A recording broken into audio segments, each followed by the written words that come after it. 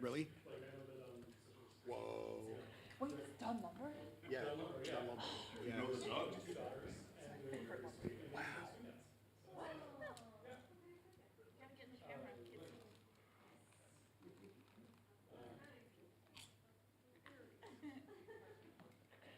All right, let's get this started because we promised that we would start no later than 5:15, and it's 5:16. So time is not on our side. But we are all gathered here to elect some people. Well, not to elect some people, but to talk about elections. And I'm going to give you a rundown of what elections are. So for Ignition Northwest, the Critical Northwest Seat Compression, there is a board of 11 people, thank you, 11 people who deal with the serious questions and are your representatives for dealing with those serious questions. Since they're your representatives, you get to elect them. The way the election cycle works is that there are currently 4 positions on the board that are up for election, and we have 5, 6, there's a candidate that's not here, 6 candidates that are here to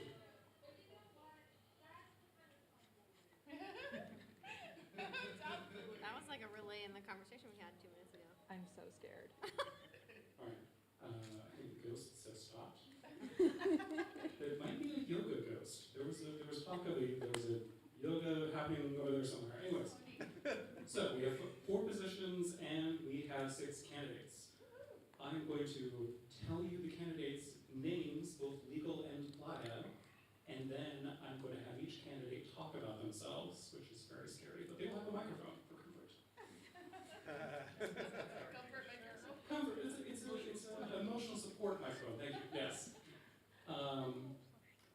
Now, those of you in the audience, I want to give you a warning right away. Please do not turn off microphones. Microphones are connected, and if they're turned off, then they have trouble reconnecting. So we will have comments you will have the opportunity to ask the candidates questions at the end, and the microphones to my left and to my right are currently on, and they need to stay on. Yeah? Cool. All right. Let me just open my notes. So, candidates, I'm going to have you wave when I read your name. So, Amelia, Heath, or Bestie. Hi, besties. And you can tell by her grace and her princess wave that, Bestie, thank you. Emily, Hess, or Stitch. Beth, Gerlach, or Beth Star.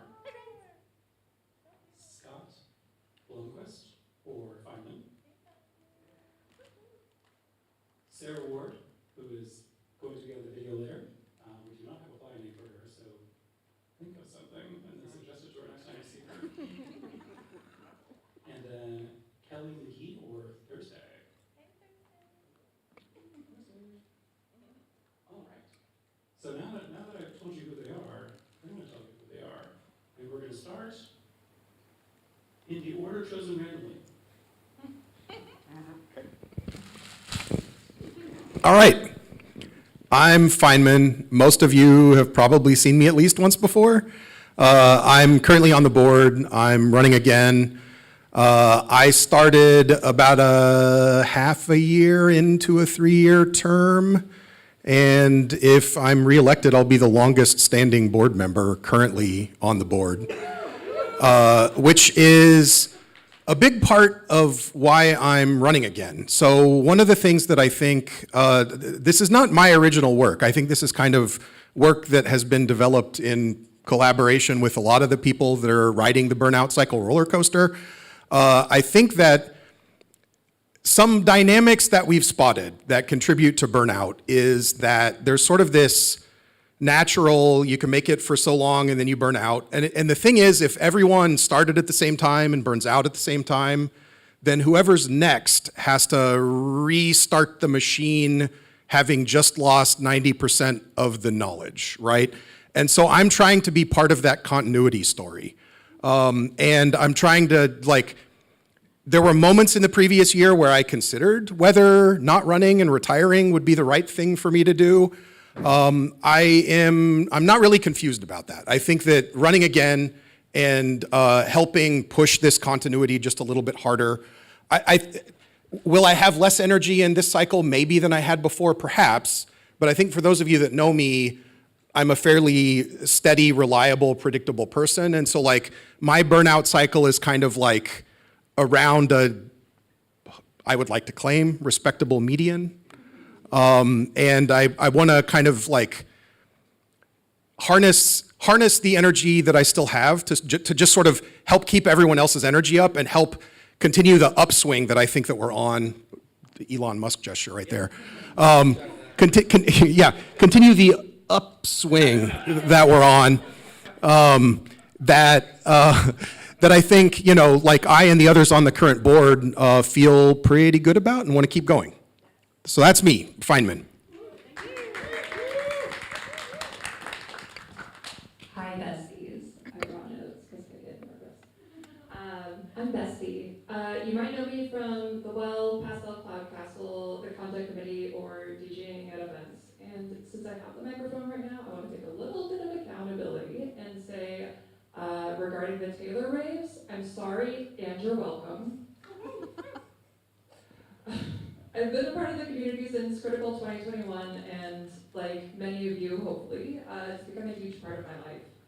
I'm running for a seat on the board because as someone who loves both regional burns and the big burn, I really believe that regionals are the future of Burning Man culture.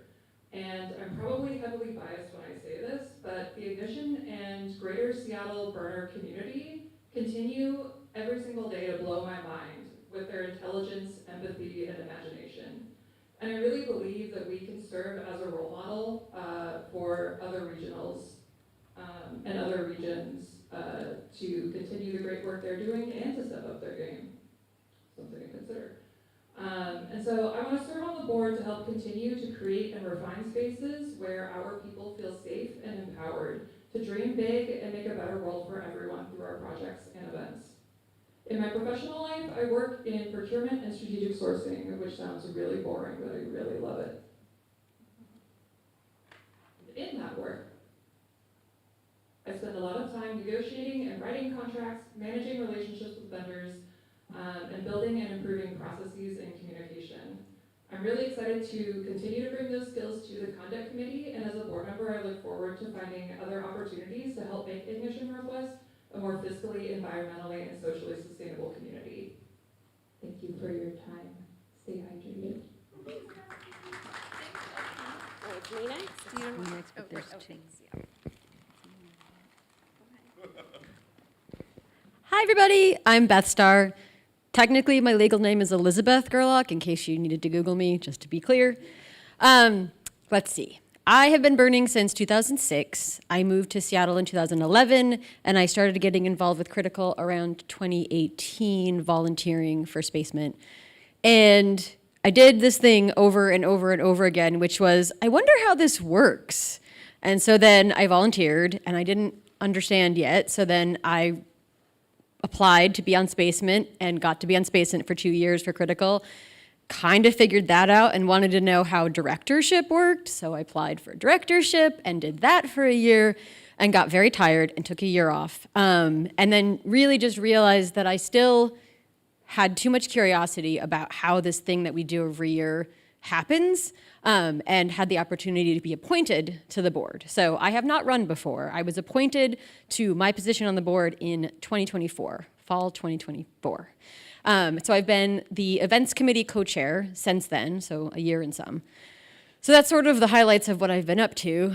I am also rerunning for similar reasons to Feynman. One, I feel like the board has really finally just got the bit in our teeth for like getting some things actually done. We have a timeline now for next year about like what we know we'd like to accomplish.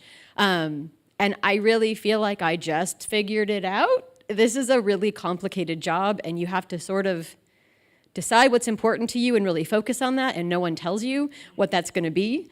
And I have finally really found the things that are important to me. Probably, obviously, events, being the co-chair for the events committee is really important to me. I started in production. That's the place that I love. I love working in production. I love the events we run. I love Critical.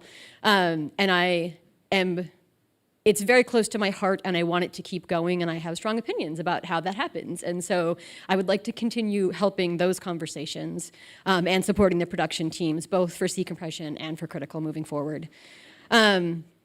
But probably the most important and somewhat related thing is that community is why I'm running. What's happening in our country right now is terrifying, and I want to do everything I can to help people feel less alone. Because I think, especially right now, especially in this season, especially what we're going through, everyone feels a little alone, no matter how supported they are.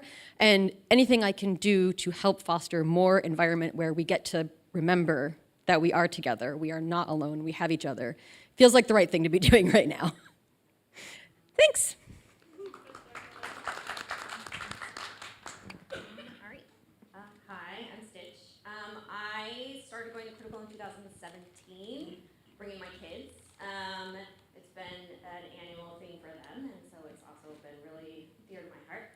I joined production in 2018 as medical lead. I'm a nurse at Swedish ER, and so I did medical lead for 4 years, and then I took some time off, and then I ramped with Sea Compression, directing the safety team, and that was delightful, and it's very exciting for me to get back involved. And what I'm excited about for the board is events, as Bestar was saying, like being in community is really important to me, and having an outlet for connection is something I really value, and especially as my kids are getting older and this community has been a focal part of their life, giving them also opportunities for connection. So there's a personal investment and also a community investment for me. Seeing INW events continue to foster those connections between people is really valuable. And so I am excited, and I'm bringing my excitement to the board, and I feel like I can offer that enthusiasm to get people coming to events.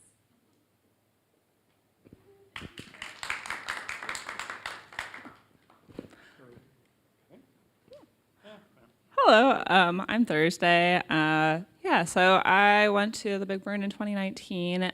This was my first Critical, actually, and I organized a camp, a little bit ambitious, the Canopy Circus Instruction Camp. It was a really fun and special event, and so I thought I would see if there was a way I could be help organize. I have pretty strong organizational skills in my day-to-day life. I am a circus show producer and stage manager, and so I'm familiar with event production. And in my day job, I'm a user experience researcher, previously a human factors transportation research, so a lot of my day-to-day work involves understanding people, how to make things run smoothly, how to make things understandable to people. And so I thought there might be a need for my skills on the board. So that's why I ran. This event is really special, and so I thought I would see how I could be involved.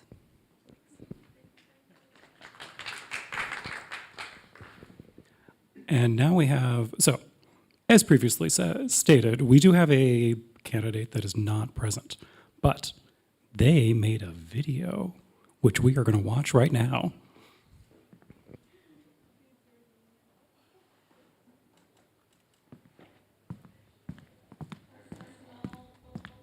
Hi, everyone. For those of you who don't know me, I'm Sarah Ward, and I'm sorry I couldn't be there in person with you today, but wanted to make a video to share a little bit about me.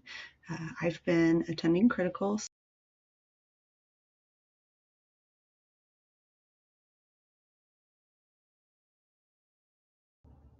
Hi, everyone. For those of you who don't know me, I'm Sarah Ward, and I'm sorry I couldn't be there in person with you today, but wanted to make a video to share a little bit about me.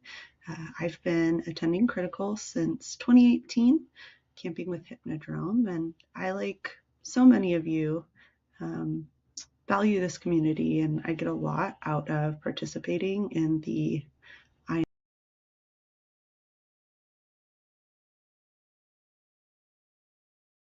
for Hi everyone.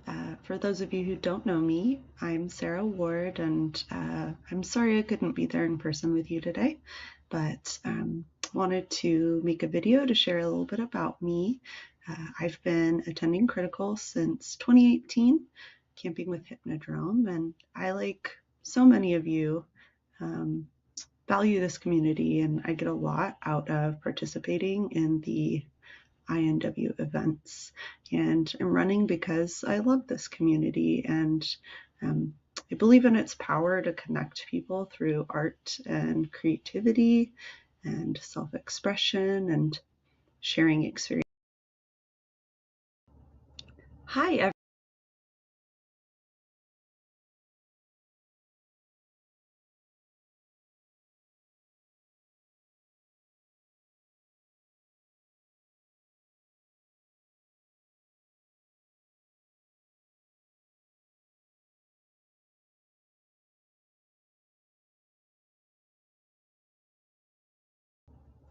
Hi everyone.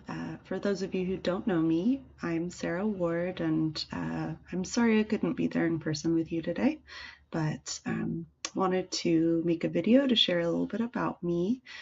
I've been attending Critical since 2018, camping with Hypnodrome, and I, like so many of you, value this community, and I get a lot out of participating in the INW events. And I'm running because I love this community, and I believe in its power to connect people through art and creativity and self-expression and sharing experiences. Serving on the board would be really meaningful as an opportunity to allow me to give back to the community, because this community has really profoundly and positively impacted my life, and feel I've gained a lot of insight from attending these events, and also from speaking to current and past board and production team members. So I feel I have gotten a good sense of what it would take to be a successful board member. And I think I bring fresh energy and fresh perspective, and I have availability, time, and energy to dedicate in a consistent way to showing up and staying engaged. And my professional background is in accounting and human resources, and I recently finished grad school and became a mental health counselor. So I believe, given all that, I possess a lot of relevant practical skills that I could bring to the role.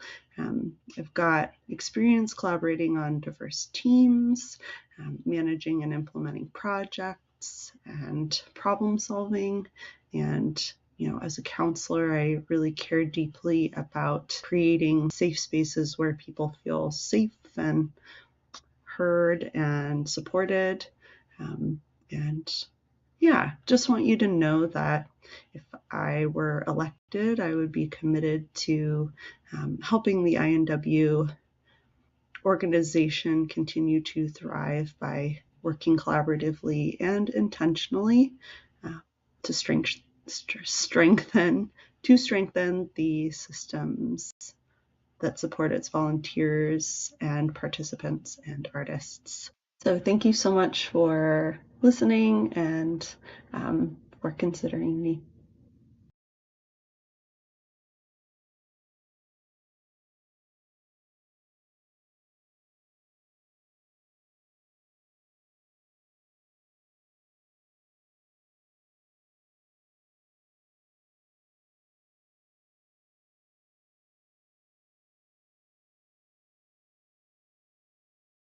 candidates, and then we'll open it up for questions.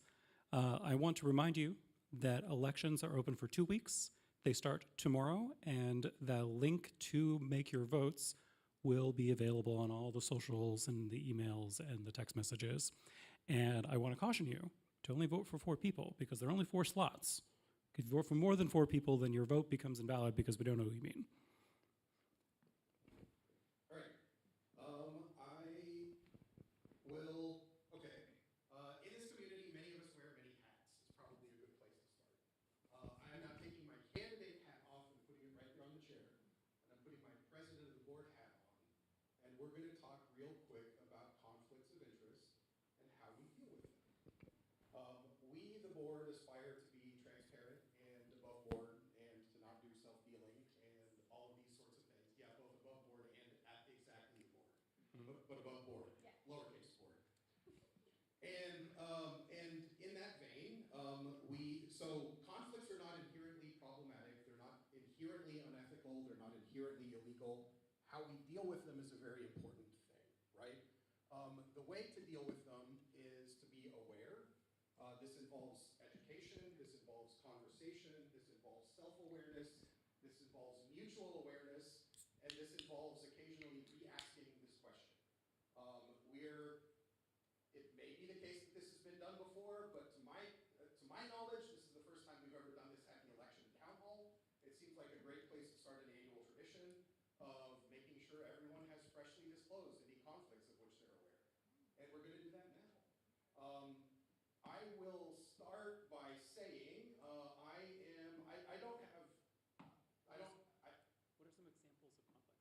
Examples of conflict. So we have had conflicts conflicts that we've addressed that range from personal relationships. We have had producers that were on the board and had to recuse themselves from negotiation of the producer contract because that would be self-dealing. We have had individuals who participate actively in producing outside events that want some relationship with Ignition Northwest. And that is a thing that is important for recusal. What else? And I'll give my disclosure. I'm both the president of the board and also on the conduct committee. In fact, I'm currently the only board representative on the conduct committee. The way we mitigate this is that everyone on the board signs a conduct pledge that says that they promise to step aside if the conduct committee recommends that they do so as a result of credible information that the conduct committee has come to possess. Anybody else, either candidates, actually, let's do one thing real quick. Existing board members, go ahead and raise your hand so that everyone here knows who you are. And now I'm going to throw the floor open to both candidates and existing board members to disclose conflicts and how we mitigate them. Kelly, you have a microphone if you'd like to get started. I don't believe I have any conflicts of interest. Leeds and I are neighbors, and I help out with the pie shoot. I forgot to mention that in my speech, but I don't think that's a conflict. I also, as I mentioned before, I'm a circus producer of Oroki Productions, but we haven't been involved with Ignition Northwest in any way, so I don't believe so. My conflict of interest is that I am dating somebody currently on the board. I don't know how much information you want about that. That's it. That's all it is. I think part of the conflict resolution is to say who. You want the details? Okay. You don't have to go too deep. Just say like. Cool. I'm dating Akshay, who's on the board. Okay, perfect. Pass that down. Yeah. This is like a weird hot potato situation. Okay, I should have mentioned this, who I am. Bring the microphone closer to Mouse. Okay, don't like them. The YouTube is complaining. Fine. Okay. I am the co-lead for T-Pocalypse, a think tank that was critical. I should have mentioned that in my beginning part, I forgot, but I am. There's not really a conflict of interest for us, but it is a good thing for me to mention because we are a think camp and we could be theoretically affected by any decision made critical. I am also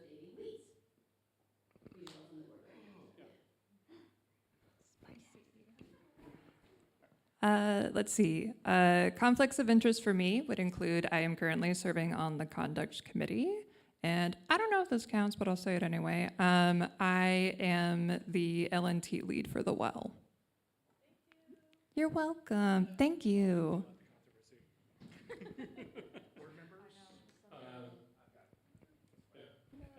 Rabbit here. So, as Beth Starr mentioned, we are dating, and I also run the high shoot camp and construct art for it. To mitigate that, I recuse myself from any grant decisions that are associated with that. Hey, I'm Giles. I'm also the treasurer for Ignition Northwest. So I do run a art theme camp called Potluck. It does actively do some granting, so I recuse myself from those decisions and generally try and not to have financials that are involved with that side. So. Thank you. Hi, I'm Akshay. I am also on board. My conflict of interest are, Emily mentioned, our partnership as one conflict. And the second one is I'm also on the board of Fire Camp. I'm also a camp member of Fire, but that is another 501c recently incorporated. And I'm on board that as a treasurer there, so that's my conflict of interest.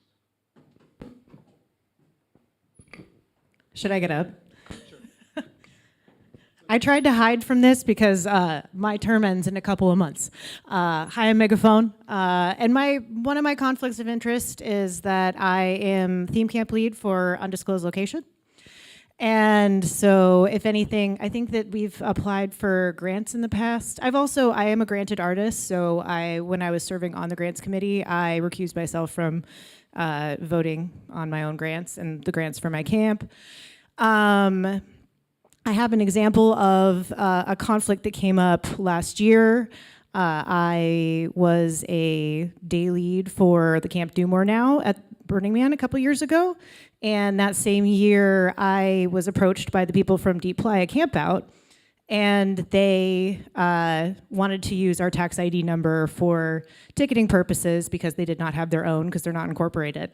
And I brought it to the board, and I still voted on it because at the time, I didn't even put together, but these are the reasons why we have to think about all the conflicts that we have. Didn't realize how much of a Do More Now event Deep Playa Campout is, and my involvement with them could look kind of like a conflict, but it didn't occur to me, and it was a learning experience, so. Sorry, I have one more that I forgot. Hi. My other final potential conflict of interest is that Pastel Cloud Castle was a grant recipient this year for sea compression. Thanks, y'all. Thanks. And yeah, I feel very comfortable being open about potential conflicts and doing what's appropriate to mitigate them, including recusing myself. If nobody has anything else, then we'll go ahead and close this part. I think. Yes, I have one thing. So one of our board members is not here, Eric. He has texted me to say that he would like you to know that he doesn't feel like he has any conflicts, but if he does, he will recuse himself from situations. Great. So in closing, this is dealing with conflicts of interest is more of an ongoing action than it is a like true false, like we're doing it right. There's such a thing as doing it right, but there's no, it's sort of do or do not, there is no try, right? To quote the great philosopher Yoda, poorly. And we intend to do more of this. Everyone keep us accountable, help us remember things that we're not thinking of, but recognize that all of us are signed up for being aware, communicating, and working to mitigate conflicts that do emerge. And they change over time. And so expect this again in a year, but if you show up at any board meeting, there is a decent chance that you'll see conversations in the middle of the board meeting. This is a thing that we've been doing for the last couple of years. And also feel free, one reason we did that then, before moving on to questions, is that all of us consider all of these things that you can ask us questions about. Leads, Rabbit, back to you. All right. So, friends, it is time for questions. Yes. So, for leaving are Feynman, Bestar, Megaphone, and Magic, who is in the booth, who is waving. But you can't see him because the, well, it's a one-way camera, unfortunately. Now, we have microphones on my left and right, and I will be opening up the YouTube stream. So if you would like to ask questions through the stream, I will read those aloud and then put them to the candidates. You can ask any question you want, within reason, you know what I mean. You can ask it directly to a candidate, so you can say, Kelly, and then whatever you want to ask. Or you can be a little more general. And then the candidates will go through and answer them. For the candidates, we want to make sure that you don't spend a long time talking. I'm sure that'll be difficult for most of us to really eat up a lot of time, but just a fair warning. I'm the only one allowed to just run out the clock here and make up things as my responsibility as MC. So let's get started.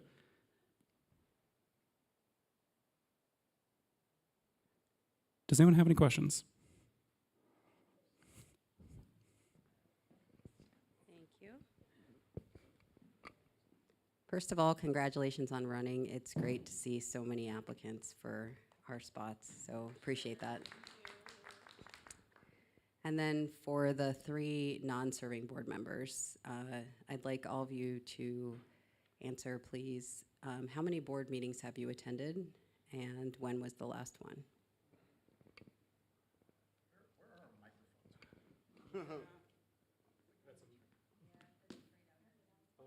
Is this working? I don't hear you. Look, microphones are hard, okay? Okay. According to the internet, this one does work. I have. You all heard it. I haven't attended any board meetings, so just for context, yeah. The only board meeting I attended was the recent one when you guys were asking potential producers questions. I will also say that I have attended exactly 0 board meetings, some of those due to timing conflicts, and some of those due to just not being aware, not receiving the information of when those were happening. So that is actually something that I would really like to hone in for Ignition as a board member. There's a lot of changes happening with how our community wants to be communicated with as people continue to move away from platforms like Facebook. So that's something that I would really like to help us get more dialed in on so that we know exactly where to look for that information and be able to trust that it's going to be there. Sorry, that was a long yap. No, you could be longer if you wanted to.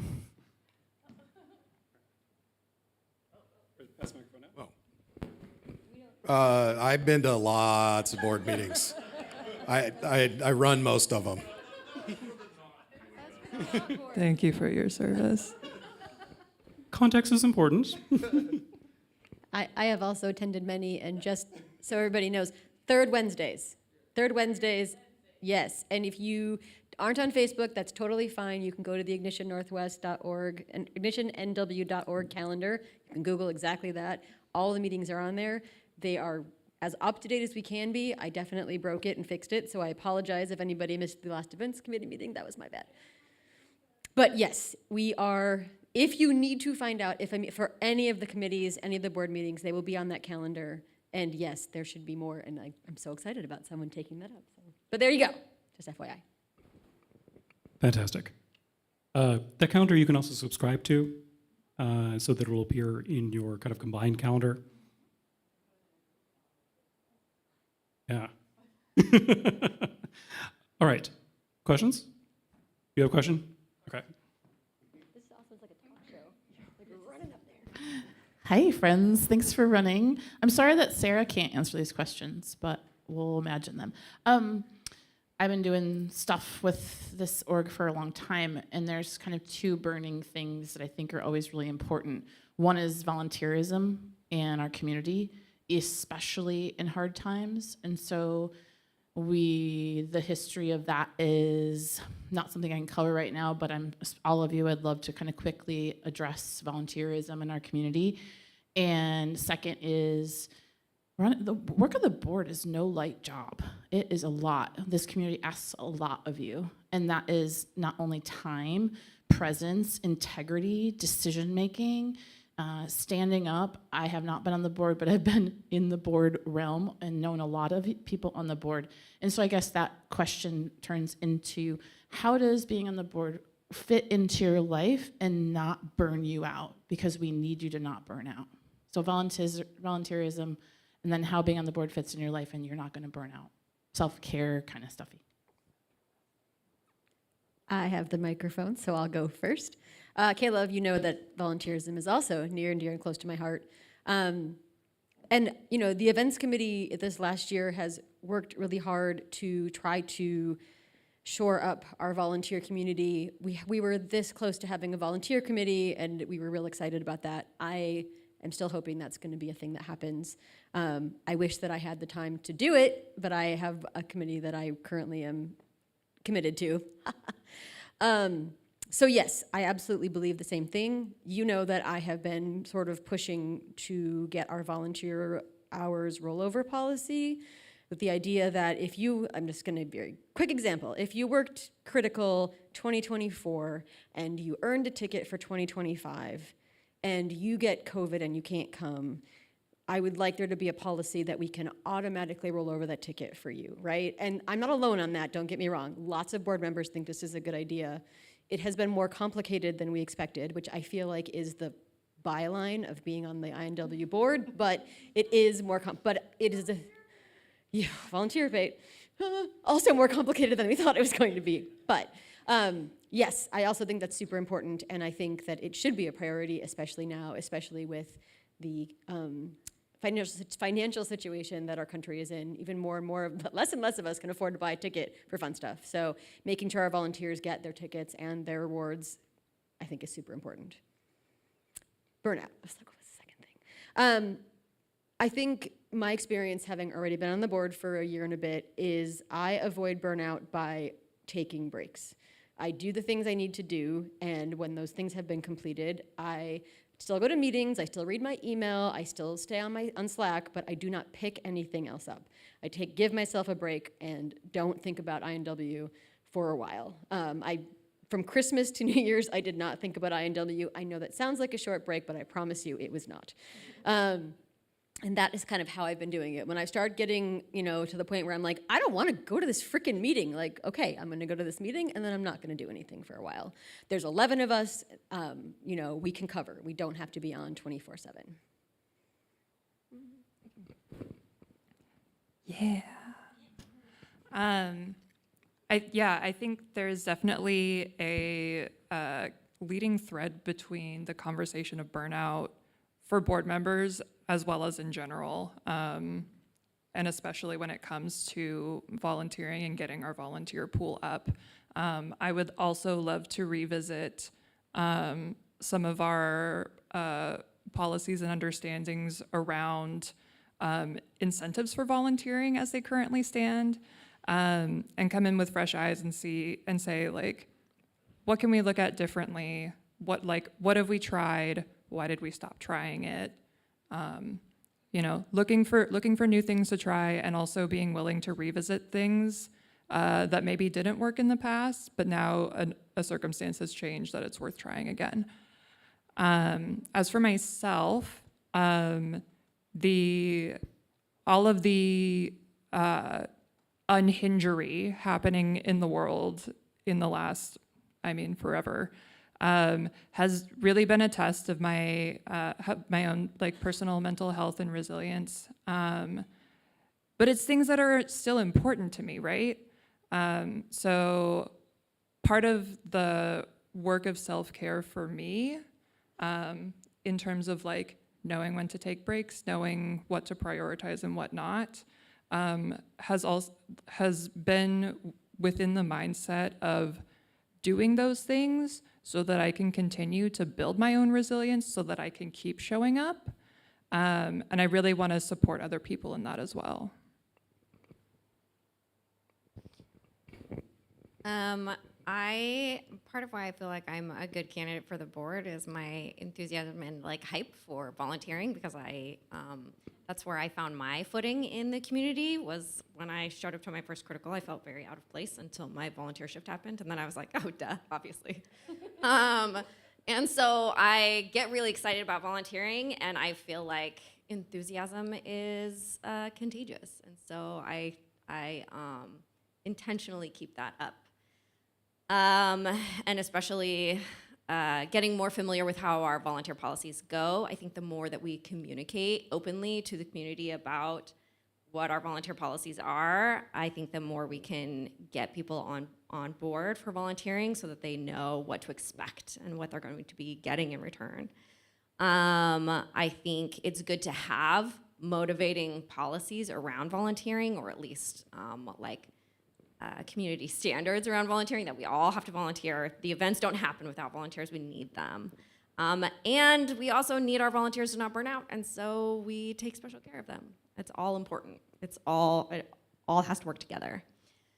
And that segues right into burnout, because it's easy to burn out when you're volunteering a lot. Being a part of production for several years, plus being, I was camp lead for Salted Honey for a couple of years, and I'm heavily involved in Hypnodrome, I understand how burnout works. And I think my own approach to burnout is to recognize when I'm feeling, when I've lost my sense of enthusiasm and curiosity, and I slow down and I take a beat, and I take my time with whatever task it is. I will set some standard expectations for myself to accomplish whatever task it is, so that I'm not just pushing through the burnout to burn myself out more. And that's where executive functioning comes in. So I will set a specific time of when I'm going to tackle a task, so that I know how much rest I can expect myself to have and how much cushion I can expect myself to have after completing the task. It's all wrapped in self-care before, during, and after.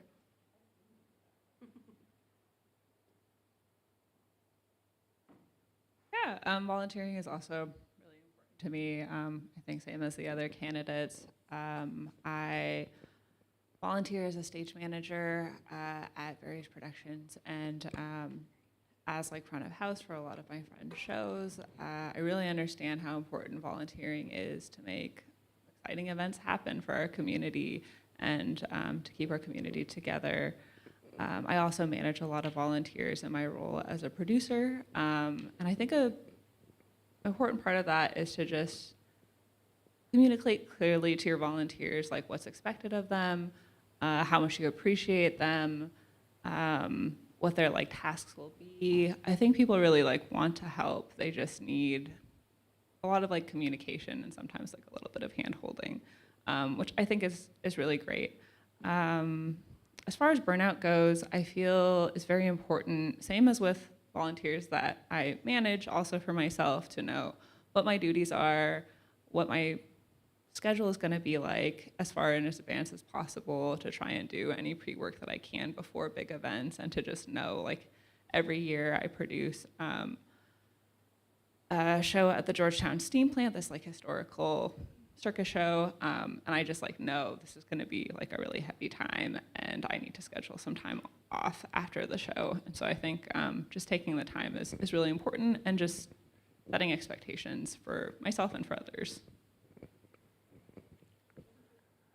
So my thoughts. I think that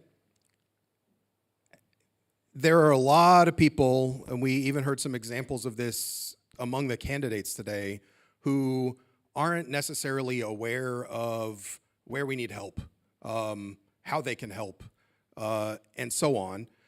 There's a thing that we have been, so there's kind of Maslow's hierarchy for building a board, especially a board that is the organization's staff as well, right? Like nothing gets done for Ignition if it's not someone on the board or someone that someone on the board finds to do it, right? And there's a lot of things that we just have to do every single year in order to keep our 501c3 status, in order to not owe hundreds of dollars. Well, I think the current number is $100 a day for every day that our, by definition, $0 tax return is going to, is late, right? So like there's kind of Maslow's hierarchy. We are at the point in bringing up the current board that I think we can afford to start turning some of our attention to a project that we named last year and that we've maybe only just barely started scratching the surface on, which we call the ACT project, A-C-T. We are a board that has a lot of committees. The committees are great places for people to get involved. Not everyone knows that this is true, but it is true. The three committees in question are the Acculturation Committee, so kind of the committee responsible for saying this is what we're about, this is what Burning Man events are about, this is what the community is about, here are some things to know, and here's how to get involved. And then there's infrastructure, there's communications, the C is for communications. We communicate once or twice a month right now. Not everyone reads all of it. It's not necessarily on the social media channels that people are hanging out on, but we've got a good foundation, and I think that there's room as we have more attention to point to some of the higher elements of the hierarchy. We have some more attention we can use to tune up communications, I think, a little bit over the course of the next year. And then finally, there's the Technology Committee, which does a decent job of meeting monthly, solving tech problems that come up, wrangling radios, migrating off of websites whose hosting provider has a habit of losing DNS entries a few times a year, which blows my mind as even possible and causes sort of catastrophic failures, right? So like, there's plenty of stuff for us to do to keep busy, but like with the tech committee building the plumbing for the communication committee to communicate about the acculturation committee and sort of the rest of our organization's awareness of how to get started and what to do and how you can help and so on. I think that we can kind of cobble together facets of this volunteer committee experience even before we have a volunteer committee in place. None of that is to short sell the notion of a volunteer committee. I think that that is a thing that we should continue to stay in conversation about. And once we find a charter that works, I think that that should totally be a thing. The one other thing I'll throw out is that there's a strong belief, I think, among the set of us on the current board that that more cross-event cohesion, especially at the volunteer management layer, is a real good idea. I see some enthusiasm coming from people in the audience to whom this is very, very relevant. And I think that, you know, like we have a lot of the foundation that we can kind of point to. We just need to bring it together. And I suspect that we actually need sort of these committees figuring out how to meet together maybe quarterly to start talking about what are our shared goals for the coming quarter, and then checking in periodically and execution together on those things. Well, those are great comments. Yeah. Personally.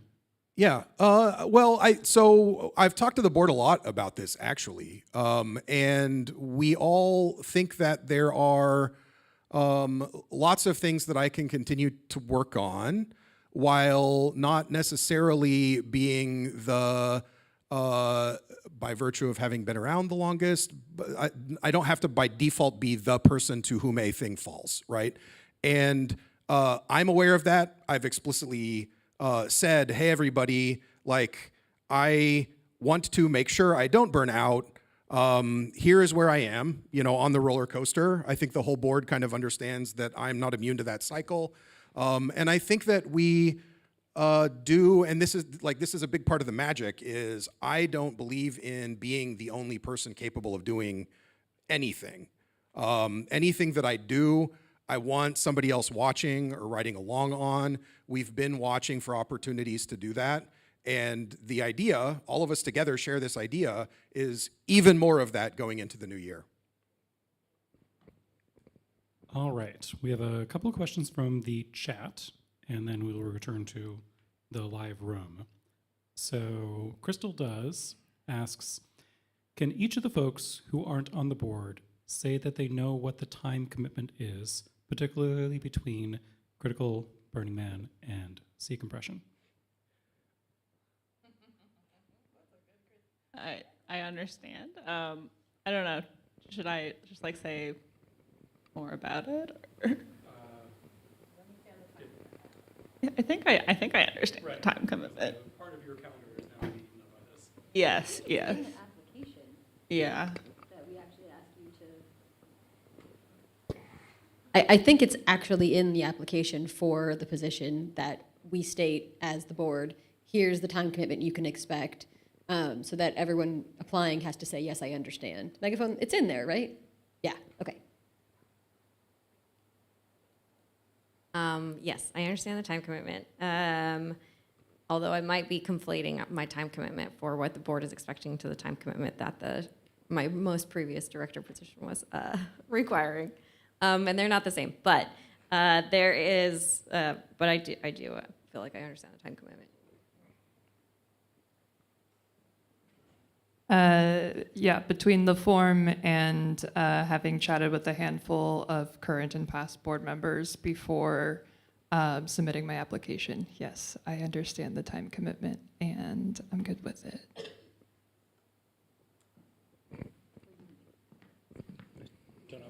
We'll center that mic. We'll center that. All right, another question from the chat, from Wilt Secretion. What? That's Clinton. From Clinton.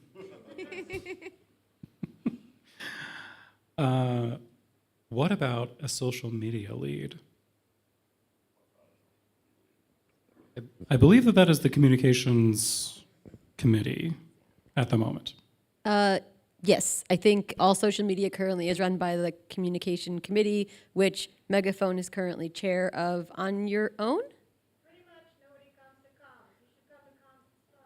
That's the answer to that question was yes, though, right? You are currently. So to be clear, we will no longer have a lead, a chair of the comms committee because they are leaving, and that position will be open. And it is a really, really, really important job. I think we've talked about this a little bit in this meeting. We talk about it a lot okay. I'm in this community too, right? Like, I also am like, did I get that email? Like, shoot, I did get that email and I didn't read it.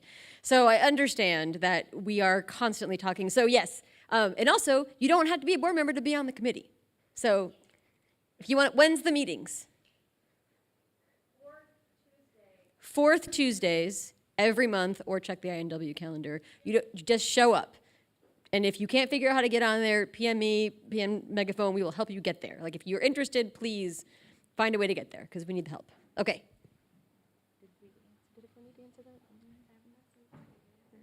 Okay. All right. Thank you very much for that answer, Beth Star. And we have a question from the audience. Hi, my name is DM. Hello, if you don't know me. I have two questions. This is the easier one. Are we going to explore the concept of having a part-time executive director again?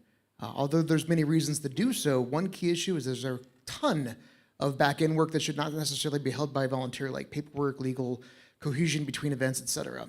In the same way that we have a hired attorney and accountant. What are your positions on that, all five of you? Oh, we each get to say it? Sweet. I have the microphone. Does anyone care if I go first? Go for it. I want our accountant to do more stuff. That's just 100%. We have an accountant. We pay them. I want them to do more stuff. I hate money stuff. I'm not good at it. I don't understand it. Someone has a job. They do it. I want them to do more. I am on the fence about the executive director idea. I can definitely be talked into it, I think. But I also have anxiety because we did try that once before and it went really poorly. I understand that there was reasons why, but that doesn't mean that I don't have feelings about it. So I am not opposed to the idea, but I have anxiety about it, I think is my answer.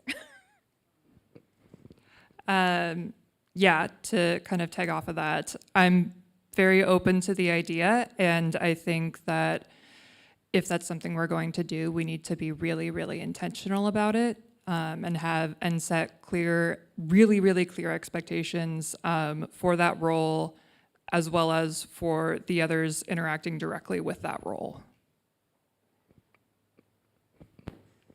Yep, I also, I'm supportive of the idea. I think the devil's in the details. It sort of means that we as an organization have to be on top of our shit enough that we can sustainably pay an employee to whom we've committed in exchange for a commitment of their time. And we have to be good bosses, right? Like we have to be sufficiently on top of our stuff and a sufficiently stable organization with stable goals, stable funding, stable, as much stability as we can manage, to be able to make this a reasonable job with reasonable expectations that someone has set up well for success on.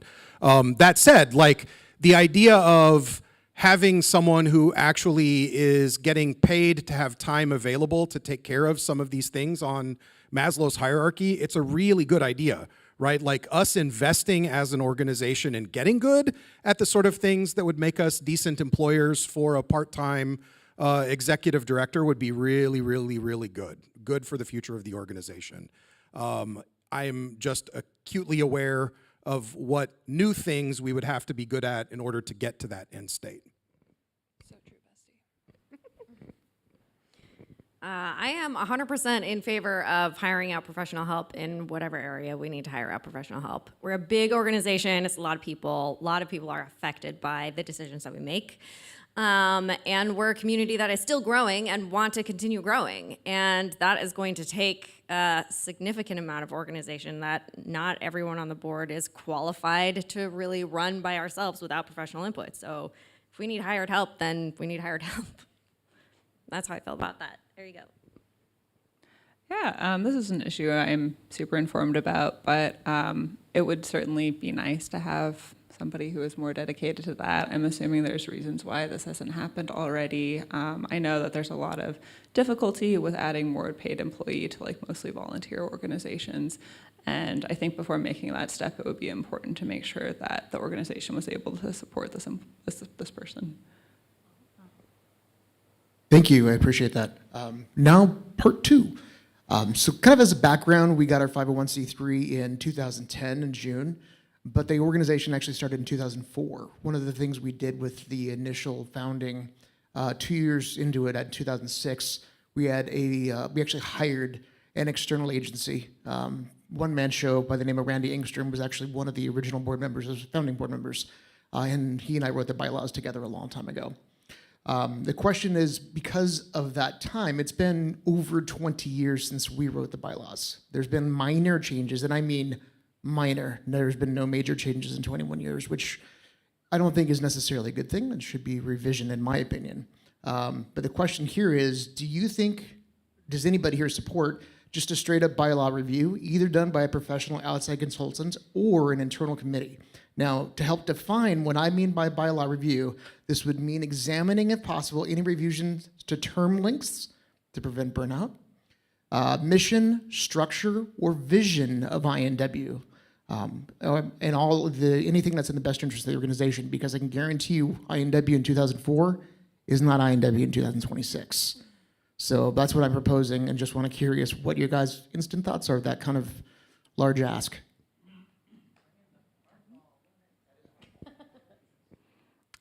I think that could certainly be interesting to do. A lot has changed, especially with like the rise of technology, social media, like how that changes communication with the organization. And so I do think it could be worthwhile to do a review. I understand that that would be a large ask in the term of like man hours, especially if it's done by internal committee. But if it's been that long, then I think it could make sense to review the bylaws. Yeah, 100% fully support reviewing bylaws and updating whatever we need to update. I think it would make sense to do that both internally and have external perspective on. And I haven't personally reviewed the bylaws, so I don't know the details of what they look like, but if they're archaic, then we should do something about it, especially as the community has grown so much and the world around us has significantly changed. It's important to keep up. Thanks for this question, DM, because I just actually had this conversation right before we started here, and a more like specific that, is running the elections in January the right choice? Well, if it's not, we have to change the bylaws. Well, how do you change the bylaws? And again, I think my answer to your question is the same that I gave to Julie, which is I am not opposed to rewriting the bylaws if it serves us, if there's something that we want to change or improve, and it needs to be something that someone's going to pick up, right? This has to, even if we find someone to do it externally, there has to be, I think, a board member or even just a community member that is championing this topic, right? I have this thing in the bylaws that I think needs to be changed, and here's why. Because we do need to talk about it. I agree that the bylaws, I am sure there's things in there that need to get updated, right? Do I have a strong opinion on any of it? No. There's nothing that I have seen in the bylaws that I'm like, oh my God, absolutely not. There are a couple things that I was like, what? And then I asked about it and learned like, okay, I understand this, why we did it this way. I don't understand enough about this topic to be able to have a strong opinion about whether we should change it or not. But I would be super interested in listening to someone else talk about it, right? It's a conversation I would love to have, and I would love to hear the people's perspective. But I do think there's gonna have to be a committee or a person that is like, we are doing this, and this is how we're doing it, even if that means hiring externally. I have also, it's been a minute, but I have also read the bylaws. And yeah, there were a handful of things in there that I felt were maybe a bit outdated. Nothing that threw really big alarm bells for me, but I do think at a bare minimum, I do think we should be reviewing our bylaws on a regular basis. Not even necessarily with the intent of going in every time to make changes, but just to make sure that our bylaws reflect what we want to do and that we are acting as an organization in alignment with our bylaws. And when we find that we're not, or that we're having issues with that, then we get to ask ourselves, does the bylaw need to change or does the behavior need to change? And I also absolutely agree that it's worth bringing in an external party to support that process when we do need to make changes, and that it absolutely needs to be done in partnership with the board or someone on the board. Co-signed everything said before. A little bit of context, I guess. So our bylaws, what our bylaws require for amendment is, I think, 2/3 of the board. It might even be a majority of the board. So it's not a particularly hard thing to amend. I think as things come up where we're like, man, it's really hard to do that, or that feels horribly outdated, we have actively just talked about it in the moment. And full disclosure, like Bestie, there haven't been many things that are alarming about our bylaws. We know what the process is that we would like to use. We don't want the board to just sort of reflect on what the new bylaws should look like and vote and get a majority and be like, here are the new bylaws, everybody enjoy. We actually, we talked about this process, and I think we're maybe up to a point in terms of board staffing that we can afford to start executing on this, where we assemble a committee, and it will certainly have a board member on it because we want it to be a committee of Ignition Northwest. But we also believe that it will be important to involve community members to take into account, so feedback maybe from a lawyer. We have 2 of those on the board right now. The nonprofit law for the state of Washington got revised sometime in the last 2.5-ish years. And it's kind of funny, you can always spot in any organization's bylaws, especially if they're well written, you can sort of spot them explicitly choosing language to override the defaults that the state law currently sets. And you can spot that our default overrides were relative to the previous draft of the state law. The neat thing about the law revision is that it's written so that it understands that organizations may not have revised their bylaws in the last 100 years and might be written to, 3 drafts of the state law ago. So they're carefully constructed so as not to break the organization, but I do think it's worth, putting an eye to that, updating accordingly. And then the process that we envisioned was the committee goes and says, here are all of the things we think could change. here is our recommendations as the committee for what we should change. Have the board, over the series of some meetings, present, discuss, involve community input, right? Remember, there was community input in this committee process, but also involve community input in discussion. There could even be a bylaws town hall, imagine, all of you in the audience at a future one of these, where instead of talking about people, we're talking about process. You should all come. There will be food.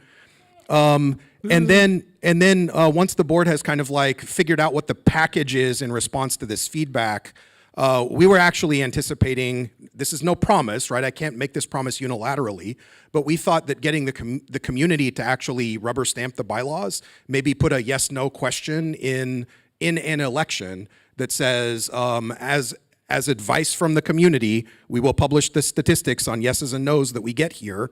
Get that feedback and publish it to the community. So I suspect that there's broad support for this. There may even be energy, spoons, time available to start talking about making this happen in 2026. Those are excellent answers. All right, I got a question here, right? All right, for all of you guys, what boards, if any, have you served on, and what type of board was it?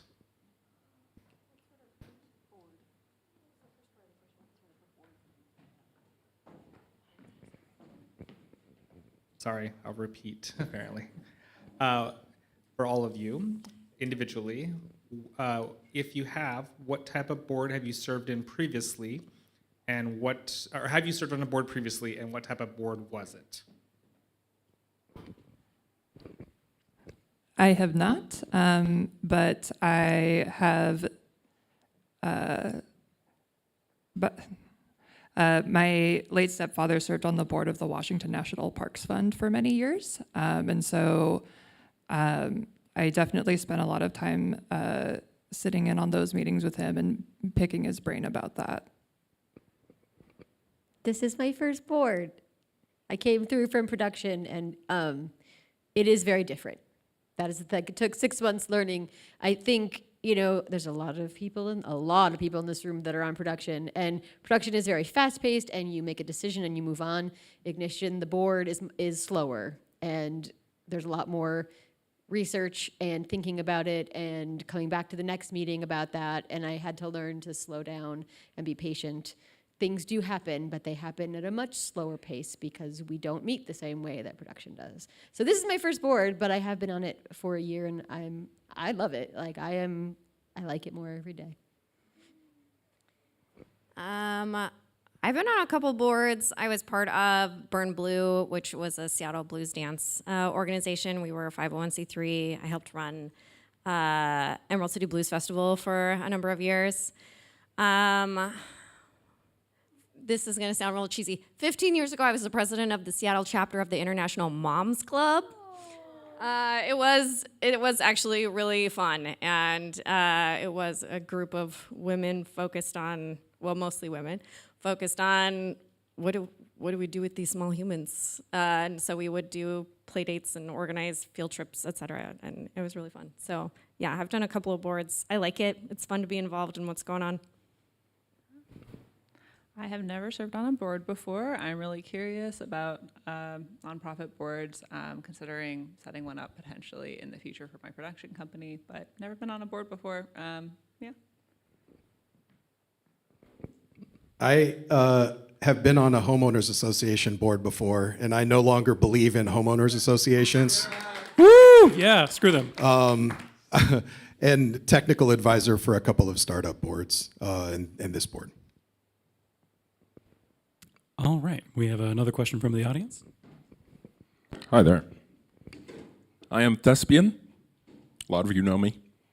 I attended my first Critical in 2016, where I walked my first ranger shift, and I am still a regional in Black Rock Ranger.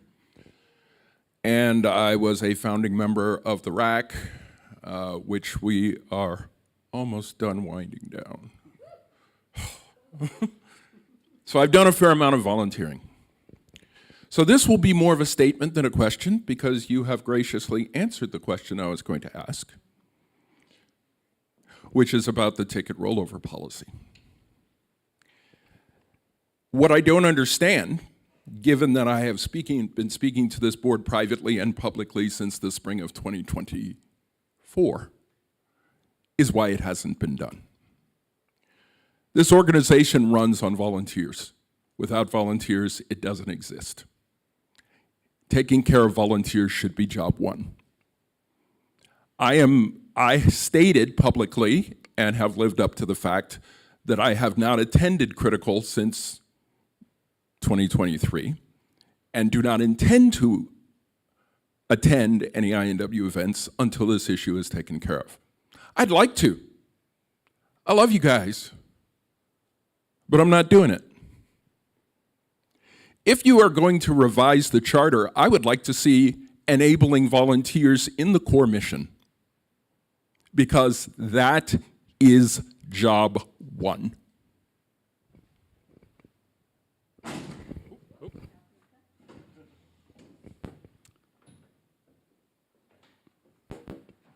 Thanks, Espian. I do have a response for you, and I know it's going to be extraordinarily unsatisfying, so I apologize in advance. I think the reason that this has gone the way it has is because this support of volunteers is also done by volunteers, and this particular issue keeps getting passed down because it is annoyingly complicated. Again, I'm not going to bore everybody with the way this has gone, but I too, my first time walked in and was like, oh, this is absolutely solvable. We just meh. There's way more steps to meh. And I am real frustrated too. Like, I am going to be super honest. I have been, since literally the last day of Critical 2025, I have been asking and asking. I need a couple people to all be in the same place at the same time. But don't worry, Cake will be hearing from me. I want to have this set up for Critical before Critical ends.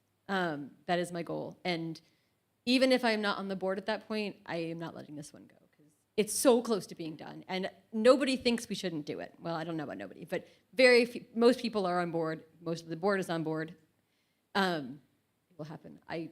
It's going to happen. It's just slow, and I am sorry because I would like it to not be.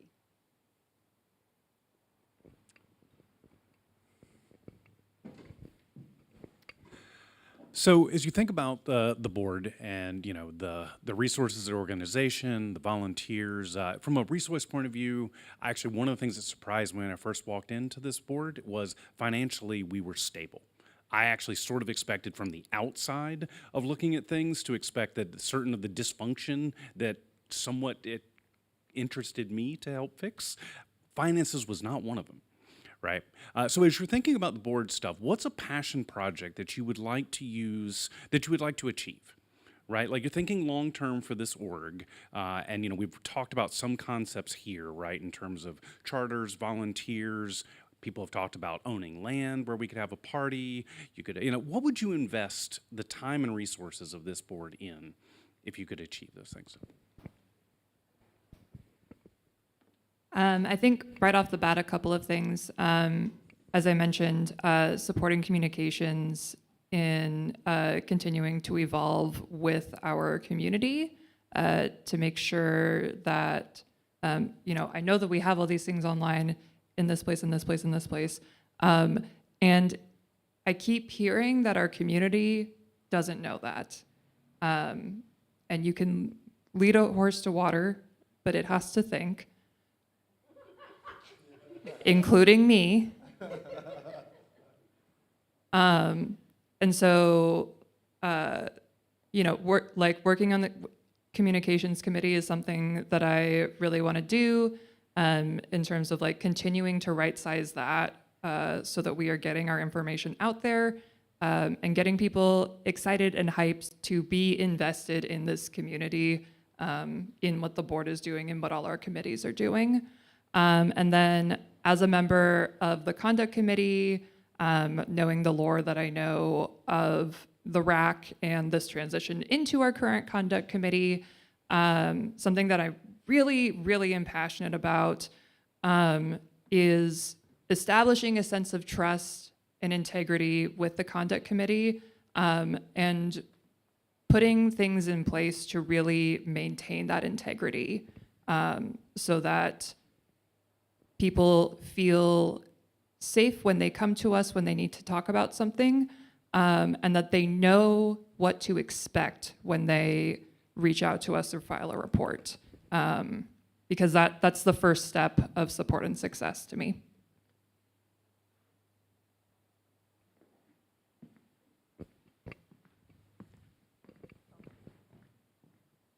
Yeah, I also want to talk about communication. I feel like that's an area that I could see improving a lot in the next few years. It was my first critical this last summer, and I decided to organize a theme camp, which was maybe a little too ambitious, but I was like on the Facebook group, like searching for information on there. And so that was like the best way that I could find certain information that I needed for organizing the camp. And that was, I think, a lot more like difficult and wobbly feeling than it needed to be. And so I think just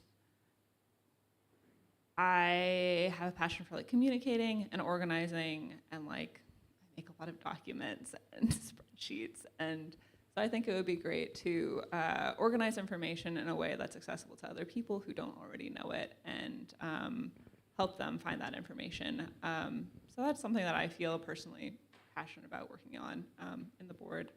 Yeah. Yeah, I have a lot of similar feelings about open communication and transparency, and also community collaboration.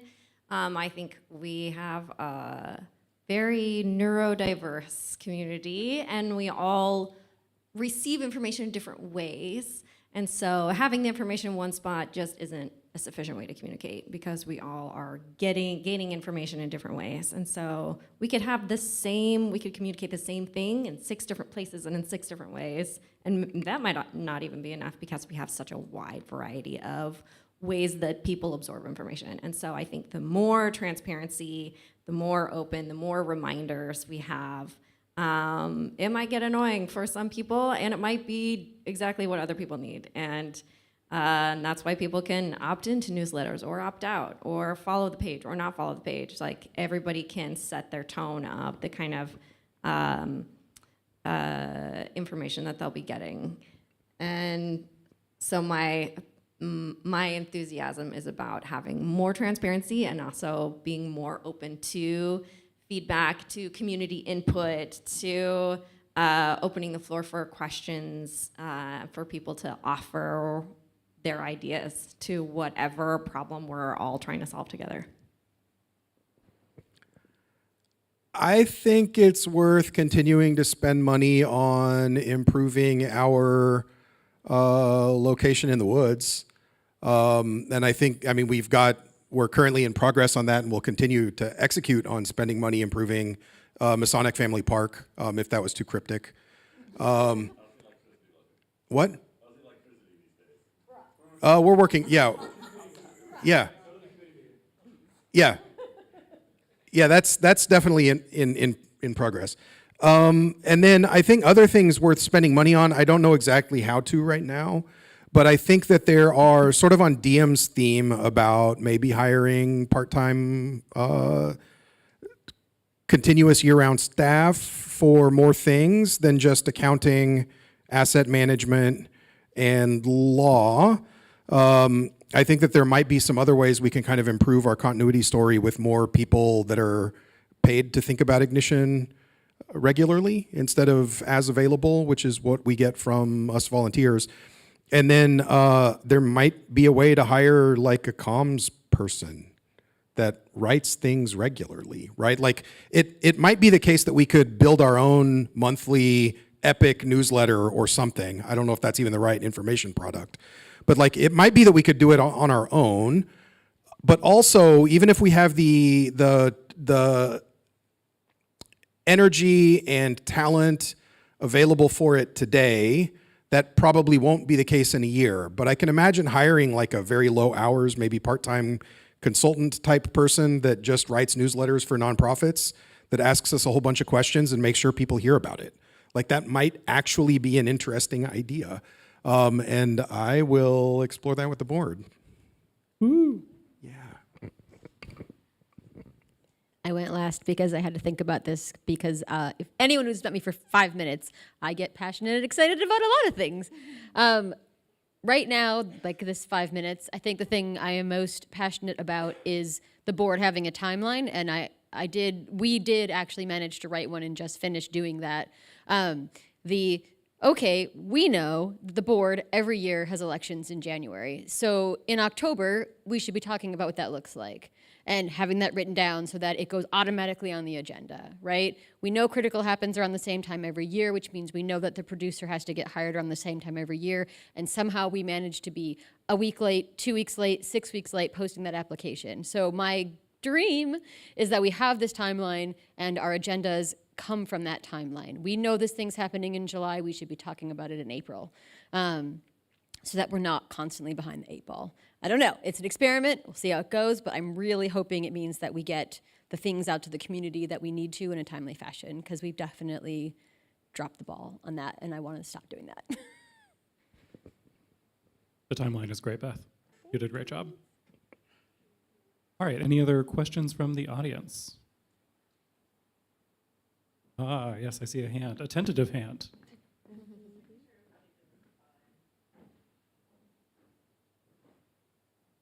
This is said with love, and as someone who produced Seek Impression and is a current asset manager, I would like to hear a simple time commitment of responding to emails.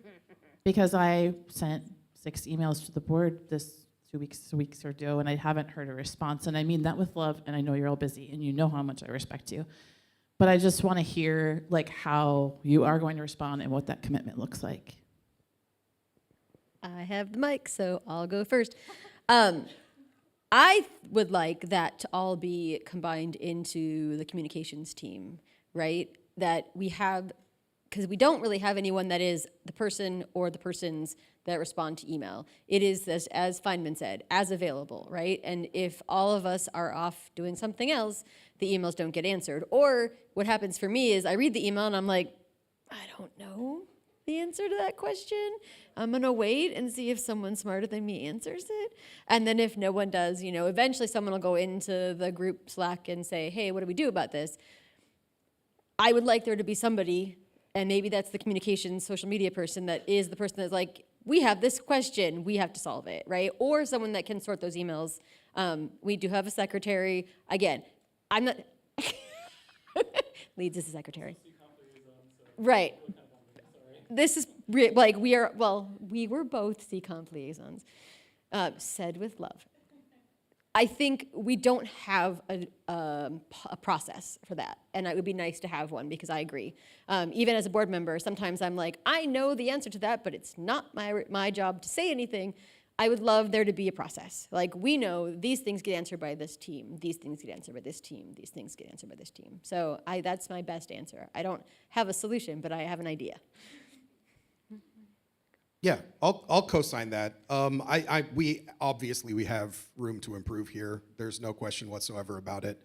The path to getting email responses with so the phenomenon that Beth Star was describing is real. The email goes to 11 people who talk to each other once or twice a month, right? And as a result, if there's one person that's like, I know the answer and am empowered to speak on behalf of the organization in response to this, it usually gets answered immediately. If it depends on, heaven forbid, formal action of the board, you're waiting for at least one board meeting, sometimes more. And what I think we haven't done, and like a really good step that we can commit to taking, I think, right now, is getting back to you with we got your email, here is what you should expect. Like, this is going to require a board meeting. You won't have an answer before mid-Feb, right? Or we'll round up the 3 people that are stakeholders here and we'll get back to you next week. I think the phenomenon is real, where there's kind of institutional paralysis on the intake step. And I think if we just take some time to think through and institutionalize the immediate response with here is what to expect, I actually think that will help a lot. This is good thinking, board members and possible electees. Like, please, let's remember to talk about this. Bestie, you read my mind. Yeah, I love bounce back emails. And I especially love bounce back emails that set expectations of when you can expect to hear back from someone and when to bother them again if you don't hear back from them. As someone who loves being annoying and gets things done by being annoying, yeah, heard, cosign, and if I get elected to the board, happy to take some ownership on that. Yeah, I'm feeling the same way, that it's nice to have a designated person that's in charge of responding to the emails to set the expectation of, here's where you can hear from us. Here's what we need to be able to answer your question, and here's how long that's going to take. I think setting expectations is like key, and having a person or even like a duo or triplet of people who are working together to make sure that the emails get responded to makes a big difference. Yeah, ditto. I think that getting back to people with just an estimate of when they can expect a response is important. I'm generally very reachable by email or text. I also just love a to-do list, and I feel like possibly items could just be added to a list, and then we could make sure that it was addressed by like the following board meeting. Those are all very good answers. Do we have any other questions from the audience? Let me just check the YouTube chat. Crickets. So, I think this is us wrapping up. Remember that the link to vote will go out tomorrow on all the socials. Make sure to vote for 4 candidates because there are 4 open positions. If you vote for more, it invalidates it. And voting is open for 2 weeks. Best Star. Can we vote for less than 4? Yes, you can. But you shouldn't. You should vote for 4.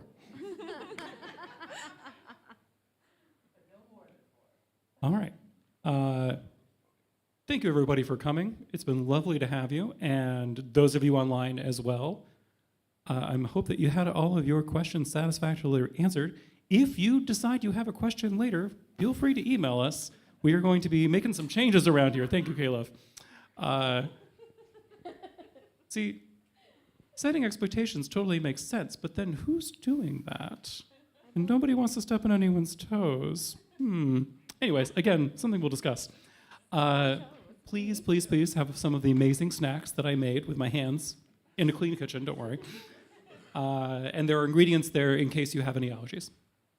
And if you'd like to take some of them home, please, please, please do. Thank you, everybody.